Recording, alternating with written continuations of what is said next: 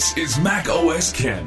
iPhone and its Halo, Apple illustrates the whole app tracking thing, and news of an affiliate program for paid podcasts. It's Friday, the 21st of May, 2021. I'm Ken Ray, and this is news from macOS Ken, brought to you by yours truly and sponsored by Fundrise, the future of real estate investing. Learn more at Fundrise, fundrise.com/macOSKen. This show is also sponsored by Amazon Pharmacy, your medication made easy. If you need a prescription filled, an overpriced soda, and some impulse candy, I encourage you to take time out of your busy schedule, mask up, and head out the door. Or you can have your meds delivered to your door with Amazon Pharmacy. If you're like me, you already get stuff delivered from Amazon. Now you can get your meds the same way. Just get your doctor's office to send your next prescription straight to Amazon Pharmacy, and it is on the way. Amazon Pharmacy works with most insurance plans nationwide, but if you're an Amazon Prime member like me, you can save on prescription medication when paying without insurance and get free 2-day delivery. Plus, you don't have to be around other people, which these days is kind of sweet. If you are still going to the pharmacy to pick up your meds, have them come to you instead. Amazon Prime members can save on prescription medication when not using insurance and get free 2-day delivery. Learn more at amazon.com/macOSKen. That's amazon.com/macOSKen. amazon.com/macOSKen. Japan has got the fever for the flavor of 5G. One analytics firm says that is thanks to iPhone 12. Apple Insider highlights a report from the Taiwanese site Tech News. That report highlights new data from Research Institute, which I assume is chaired by Kevin Bacon. According to the report on the data, thanks to Apple's 4 5G iPhone 12 models, Japan saw 11 million 5G smartphones shipped in 2020. That is a 4,000% increase from the 269,000 5G smartphones shipped in 2019. The market share of 5G smartphones is 33.6% in Japan, thanks to the dramatic adoption rate. Now, the surge in 5G phones actually pushed Japan's smartphone market to a new record. Domestic smartphone shipments in Japan increased by 16.9% year over year to 32.757 million units, according to Apple Insider. That beat 2017's record of 32.58 million units. In your face, 2017. While the Apple Insider piece says 2020, the Google Translate version of the Tech News story says the period of time covered was actually April of 2020 through March of 2021. While the 5G iPhone indications are impressive, it is worth noting the offset 2020 timeframe. If it covered calendar year 2020, you'd be looking at 11 million 5G smartphones sold with only about 2.5 months of iPhone 12 availability. Instead, you're looking at about 5.5 months. Still impressive, as I say, though not quite as Herculean. In terms of vendor shipments for the time period, Tech News says iPhone took about half the Japanese smartphone market. That is significantly more than enough to put it in first. Sharp, Samsung, Fujitsu, and Sony took second through fifth, according to the report. Take Japan, multiply it by every other place iPhone does well, and you've got the basis for a new note from UBS analyst David Vogt. On Thursday, Barron's had word of the Vogt note. The Barron's headline, "Buy Apple stock because strong iPhone demand is good news for all its products." The piece has the analyst pointing to iPhone 12 demand that is remarkably strong 6 months after the phone's release. Vote also highlights a survey of 7,000 smartphone users in China, Germany, Japan, the UK, and the US. According to that, 22% of respondents say they plan to pick up an iPhone in the next 12 months. That is the highest intent to buy in 5 years, according to the report. In your face, 2016. iPhone's also looking at a new low for people planning to leave the platform. According to the report, iPhone retention rates, the number of people who intend to stay on the platform when they switch phones, reached 86%, the best reading in 7 years. In your face, whichever year that was. Earlier this week, Morgan Stanley analyst Katie Huberty argued that Apple's underperforming stock made no sense given demand for iPhone and iPad. Barron's has Vote making a similar case, arguing that Apple's current stock price does not reflect the stickiness of the Apple ecosystem, which he points out only gets more sticky. Vote's note pointed out that strong iPhone demand has spillover effect on other Apple products and services, so kind of like a halo effect, but exactly like a halo effect. The UBS analyst has a buy rating on Apple shares. His price target on the shares is $155. While Facebook took its app tracking transparency message to big business and policymakers, Apple has once again taken its message to general consumers. Mac Rumors has word of a new 1-minute ad from the Cupertino company, humorously illustrating how average users can be tracked and how app tracking transparency can stop it. The ad starts with Felix, a guy getting a cup of coffee. He leaves the coffee shop and the guy behind the counter follows Felix, getting in whatever car Felix has hailed along with him. The guy from the coffee shop shares information about Felix with the guy driving the car, who also follows Felix when he gets out of the car.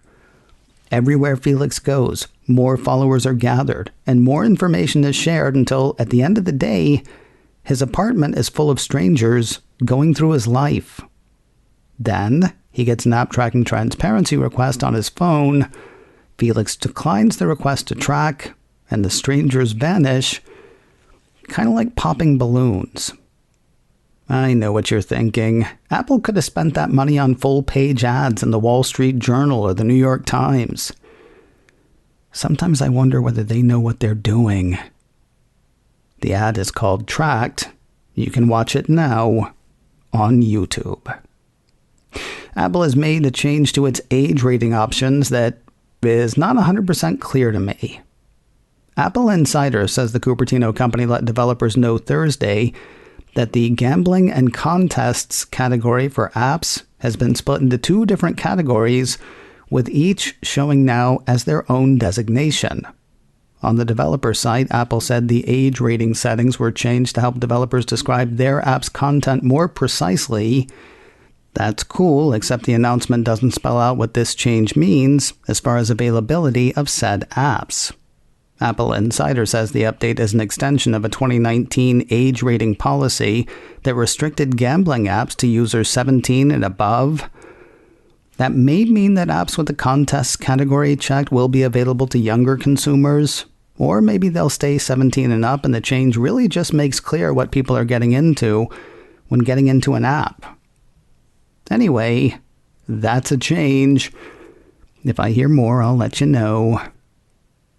While the great unwashed wait for the next round of OS updates from Apple, public beta testers are moving at ludicrous speed.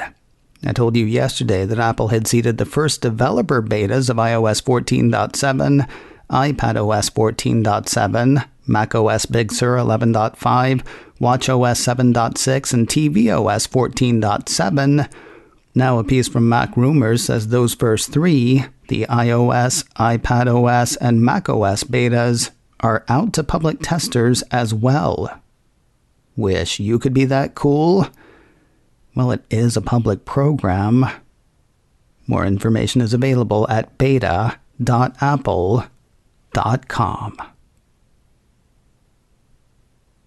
More news in a moment. But first, a word from Fundrise. the future of real estate investing. These days, a truly diversified portfolio can include more than the traditional mix of stocks, bonds, and mutual funds. What about private real estate? In the past, private real estate was inaccessible to most investors. Today, there's Fundrise. Fundrise provides access to diversified portfolios of private real estate to all investors with their industry-leading, easy-to-use platform. The Fundrise app lets me see what projects I'm invested in and how my investment is doing.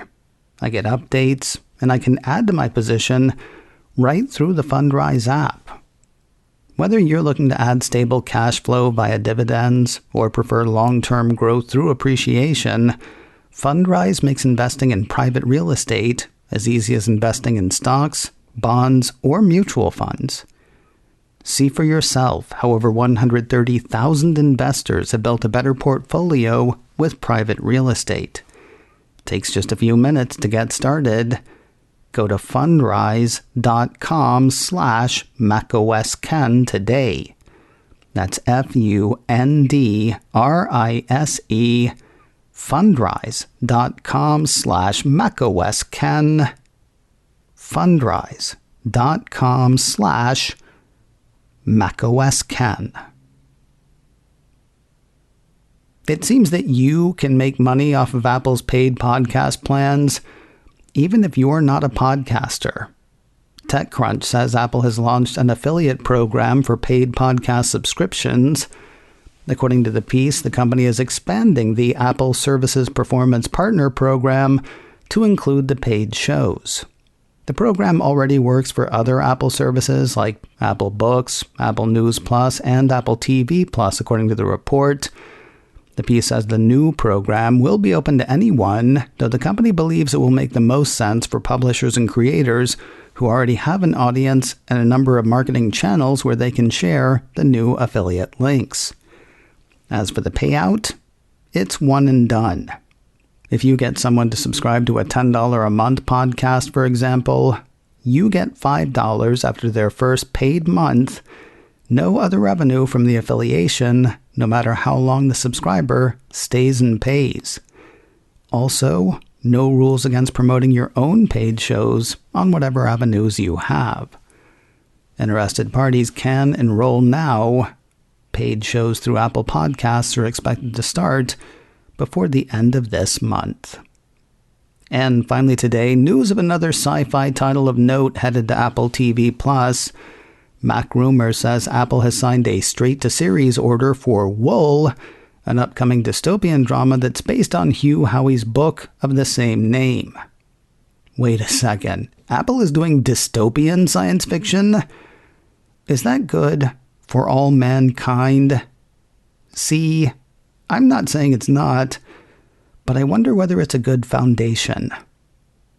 In all seriousness, though, if you will pardon me soapboxing, why does a company that makes devices that define the future keep making shows about troubled or dystopian futures? Describing the title, MacRumor says Wool is set in the distant future, where the planet has become toxic and unable to sustain life. People live in giant silos underground, subject to restrictive rules and regulations that they think are designed to keep them safe. From the people who brought you Ted Lasso. The 10-episode series will star Rebecca Ferguson, according to the Post. She's known for the Mission Impossible films, The Girl on the Train, and The Greatest Showman, among others. No word on when Wool will hit the stream. Coming up in a few minutes, a Toy Story, his favorite comedian, a magical place. Daily Tech News shows Tom Merritt gives the Wheel of Stuff a few more spins. The show is called In a Few Minutes. Look for it and listen wherever you look for and listen to podcasts. macOS Ken, brought to you by me and sponsored by Amazon Pharmacy.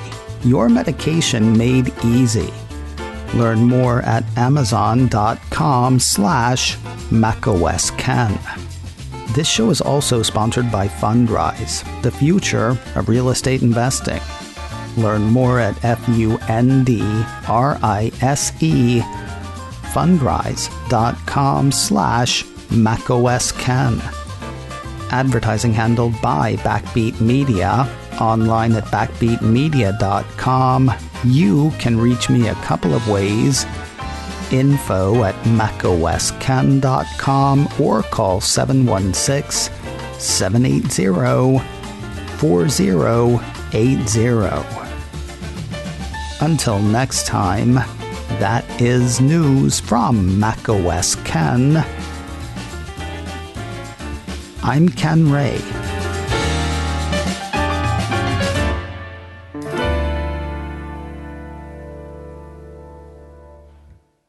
Hercules, Hercules, Hercules!